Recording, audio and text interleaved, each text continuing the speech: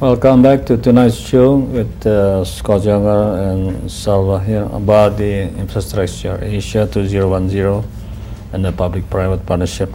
Now, Scott, going back to you, you did mention energy, you mentioned transportation. What about water and sanitation? Well, I think, right away there are 10 important projects that BAPANAS have identified as to water supply projects.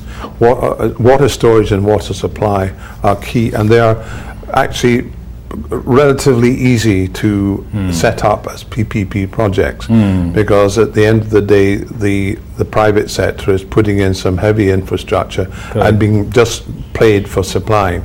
When you get to the distribution side, which has tended to be taking place by the PDAMs, the local water companies, PDAMs, and with local government and so on, then you get involved into the distribution and the social side of things, and sometimes that isn't very easy for a private sector investor to get involved in that. So there is a break there, which is in a sense being recognized. I think what we need to do then is for the PDAM side of things, and many of them are technically weak, there are too many of them, they have to be rationalized into a fewer number of units, there should have management contracts of a period of time, maybe 7 years, where the expertise levels which have gone downhill since the 1997 crash in particular and never been picked up, is to improve all aspects of water handling for people.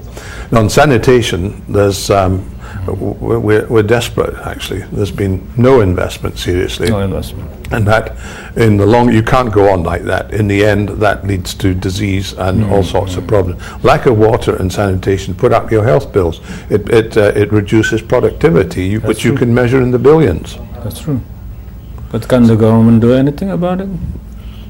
Well, we're back to laws and regulations and getting over a vested interest sometimes, and actually investing in that.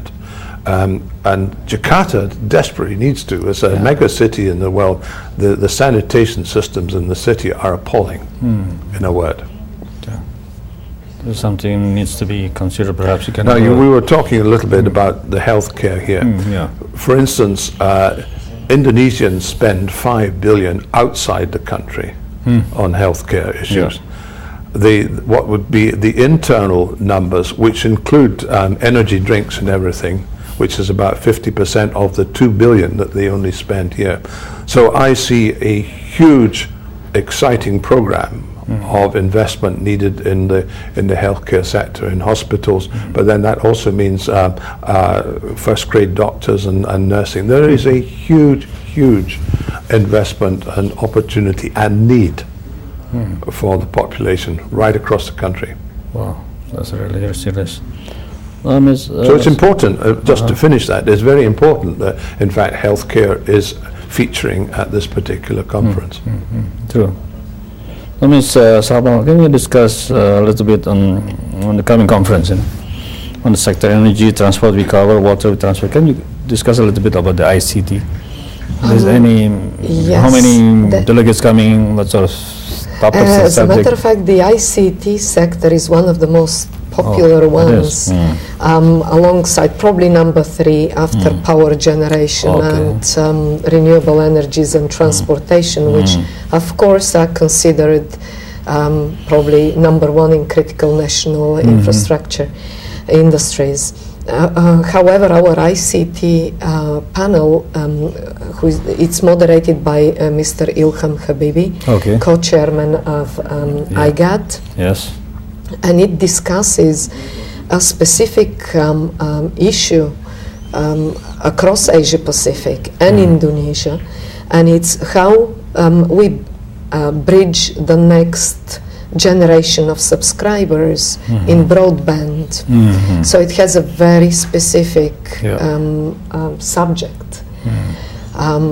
ICT is a vast area, so we decided to go with a subject that will help the economy develop sustainably. The next subject that is on the list of everybody in Asia Pacific. We have now registered over 200 delegates just for this track. That much? Yes. It's very much a private sector driven. It's proving to be very popular. It is led by the private sector. Most of the speakers are from the private sector. UNISCAP is supporting this in a big way. The Thai government is speaking here because they have quite a good record in developing broadband and developing an institute for digital divide in Thailand. So it will be a very interesting industry track. Is it because of the rising middle class? We talk about Indonesia. Rising middle class, the awareness and digital is there. You know, the BlackBerry handset. Now you get a laptop which is even cheaper nowadays than before. You know, cheaper than the PD. But don't you think Indonesia is in a way is overbuilt? Overbuilt? I don't think. Overinvestment in ICT, or we are not yet. I mean, I see. Basically, you're leapfrogging some technologies. Yes. Going from the heavy landline systems, which you still need for certain functions and so on. But in terms of general communication, you can go right, and Indonesia is certainly in the cities. You even go to remote cities, and you're in here, and you find people have got BlackBerries. It's more than I have because I'm old-fashioned.